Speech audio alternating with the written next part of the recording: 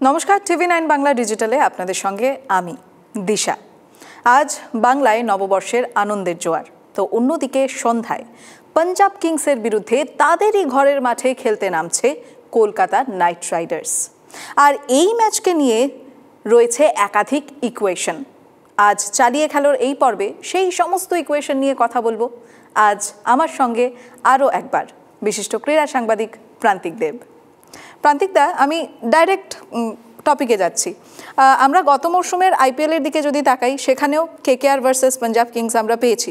সেখানে আমরা দেখেছি যে পাঞ্জাবের 261 রান করে জয়ের নজির, যা আইপিএলের 18 বছরের ইতিহাসে একটা রান রেকর্ড, সর্বাধিক রান রেকর্ড। আর তার পাশাপাশি হায়দ্রাবাদের সঙ্গেও যখন খেলা হয়েছে তখন 245-এর কাছাকাছি রান, কিন্তু তারপরেও পার পায়নি পাঞ্জাব ঠিকই। তবে একটা বিষয় হচ্ছে, এই দুটো ম্যাচের মধ্যে একটা কমন ফ্যাক্টর রয়েছে, বা বলতে পারি একটা এক্স ফ্যাক্টর রয়েছে, তা হচ্ছে শ্রেয়াস আইয়ার। কমন ফ্যাক্টর যখন বললে, তাহলে একটু কমন ফ্যাক্টর দিয়ে আরেকটা কমন ফ্যাক্টর দিয়ে শুরু করি। প্রথমত সবাইকে শুভ নববর্ষ। কেকেআরের জন্য শুভ নববর্ষ, আর ওদিকে পাঞ্জাব কিংসের জন্য বৈশাখী। এখন ভাংড়া কে নাচবে আর এখানে কোলাকুলি কে করবে, সেটা তো 20-40 ওভার পর দেখা যাবে। বিষয়টা হলো, তুমি যেটা বললে শ্রেয়াস আইয়ার নামটা বড় ভারতীয় ক্রিকেটে, তো তাতে সন্দেহ নেই। এবং এই নামটা চ্যাম্পিয়ন্স ট্রফিতে শ্রেয়াস আইয়ারের কামব্যাক এবং তারপর চ্যাম্পিয়ন্স ট্রফিতে তার পারফরমেন্স, সবটা দেখার পর শ্রেয়াস আইয়ারকে নিয়ে কলকাতার ফ্যানেদের মধ্যে একটা বড় বিতর্ক তৈরি হয়েছে। কেন শ্রেয়াস আইয়ার উইনিং টিমের, আমাদের গত বছরের ক্যাপ্টেন কেকেআর ফ্যানেদের মধ্যে, কেন এবার তাকে আমরা রিটেন করলাম না, বা কেন তাকে আমরা আবার ট্রেড করলাম না, বা নিলাম থেকে নিলাম না। যাই হোক, সেটা কিছু করার নেই। 26 কোটি টাকা, 26 পয়েন্ট সামথিং শ্রেয়াস আইয়ারের দাম, প্রায় 87 ধরলাম আমি। তো সেই টাকা দিয়ে কেকেআর তাকে নেওয়ার সিদ্ধান্ত নেয়নি, সেটা তাদের ব্যাপার। কিন্তু মুশকিলটা হলো, এরকম একটা বিরাট বড় টাকা দিয়ে কিন্তু আমরা মিচেল স্টার্ককে নিতে দেখেছিলাম। জানি না, যাই হোক, নেওয়া গেলেও হয়তো যেতে পারতো। কারণ তুমি যেটা বললে যে কমন ফ্যাক্টর শ্রেয়াস আইয়ার কিন্তু এটা খুব ভালো করে জানে যে তার প্রাক্তন টিমের না ব্যালেন্সের বড্ড অভাব, এবং কোথাও বয়সের ভারে কিন্তু কেকেআর টিমটা একটু ধুঁকছে, এটা অস্বীকার করার জায়গা নেই। আমি আবার সবটাই বলছি, এটা আমার ব্যক্তিগত মত। বয়সের ভারে কোথাও টিমটা একটু ধুঁকছে। তার কারণ আমি যদি বলি যে চেন্নাইয়ের সাথে খুব ভালো পারফরমেন্স, দুর্দান্ত পারফরমেন্স, এটসেট্রা, খুব ভালো, সত্যিই তো পারফরমেন্স, এত সুন্দর পারফরমেন্স, দাপটের সঙ্গে ম্যাচ জয়। কিন্তু এটাই ভুলে গেলে চলবে না যে চেন্নাই এই মুহূর্তে কিন্তু খুব খারাপ জায়গায় আছে। অপোনেন্ট হিসেবে চেন্নাই ভালো নয়, কিন্তু এবার আজকে যারা কেকেআরের সঙ্গে খেলবে অপোনেন্ট হিসেবে, তারা কিন্তু টপ জায়গা দখলের লড়াইতে আছে। টিম হিসেবে দুর্দান্ত, কম্বিনেশন দুর্দান্ত, দলে ব্যালেন্স দুর্দান্ত, প্লেয়ারদের পারফরমেন্সও দুর্দান্ত। জয় হার সেটা আমি মানে ক্রিকেটীয় ব্যাখ্যায় না ধর্তব্যের মতো তো রাখা যায় না, আর অন্তত টি20-র মতো ক্রিকেটে তো রাখাই যায় না, একটা ওভারে ম্যাচ বদলাবে। ঠিক আছে, তা সেই জায়গায় আমি যদি বলি ব্যালেন্স যে তার প্রাক্তন টিমের মধ্যে খুব একটা নেই, সেটা ও জানে, শ্রেয়াস আইয়ার জানে। শ্রেয়াস আইয়ার আরও একটা জানে যে এই তার প্রাক্তন টিমের ভরসার জায়গা এখনো পর্যন্ত সেই সুনীল নারিন, সেই আন্দ্রে রাসেল, সেই রিঙ্কু সিং, যাদেরকেও কয়েক বছর ধরে সামলেছে। ও জানে এদের দুর্বলতা কোথায়। আবার এটাও ঠিক যে সুনীল নারিনরাও কিন্তু জানে যে শ্রেয়াস আইয়ারের দুর্বলতা কোথায়। এবার বিষয়টা হচ্ছে যে কেকেআরে না বাছা কয়েকটা নাম আছে।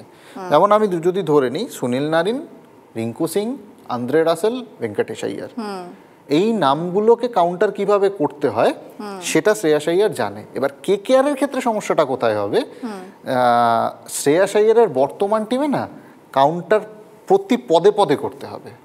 1 থেকে 8 পর্যন্ত, মার্কো ইয়ানসেন পর্যন্ত কাউন্টার করতে হবে, যেটা কেকেআরের কাছে একটু চাপ।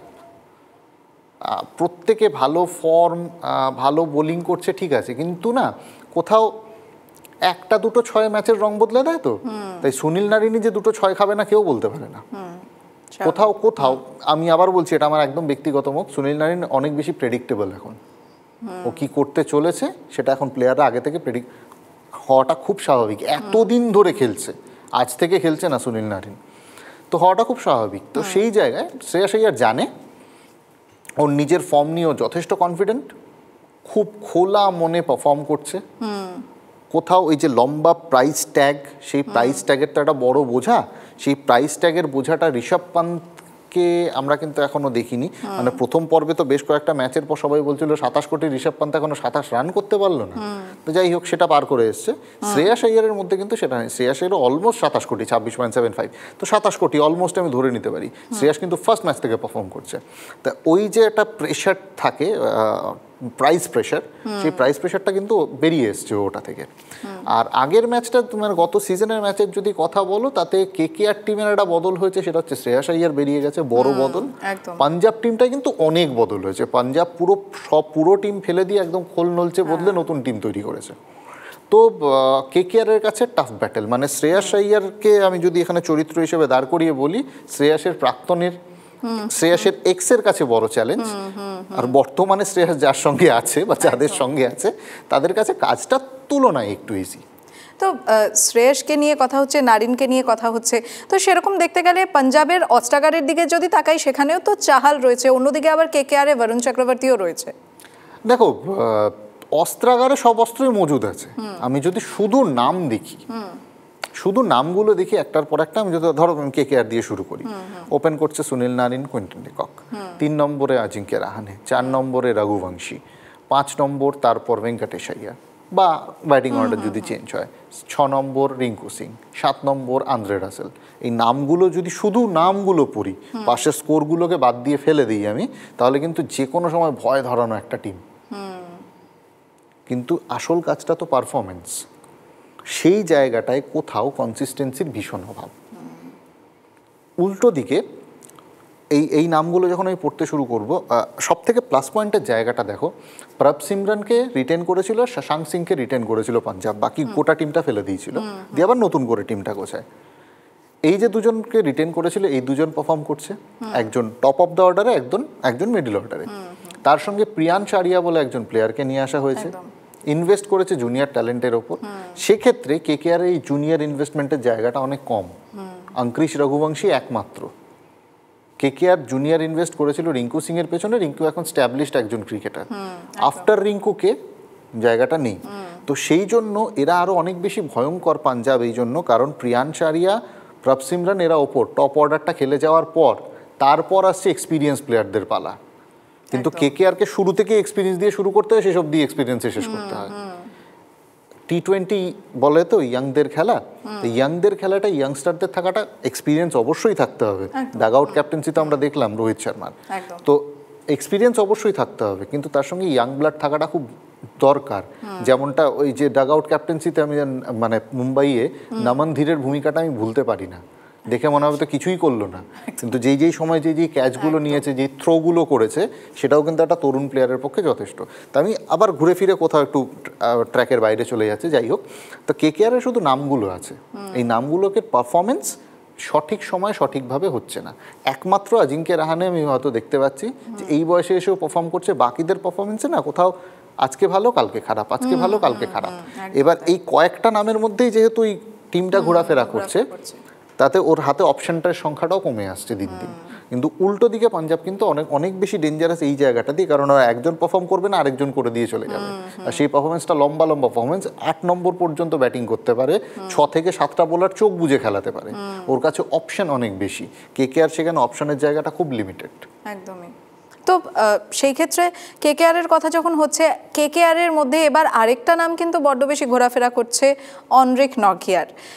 বলা হচ্ছে যে যেহেতু তাকে গত রবিবার অনুশীলনে বল করতে দেখা গিয়েছে, তো কোথাও বলা হচ্ছে যে এবারের আইপিএল দিয়ে হয়তো তিনি অভিষেক করতে পারেন কেকেআরের হয়ে। করতেই পারেন, সে বিষয়ে কোনো সন্দেহ নেই। নকিয়ার কথা যদি বলো, ওর বেস্ট ফর্ম আমি দেখেছি দিল্লি ক্যাপিটালসে।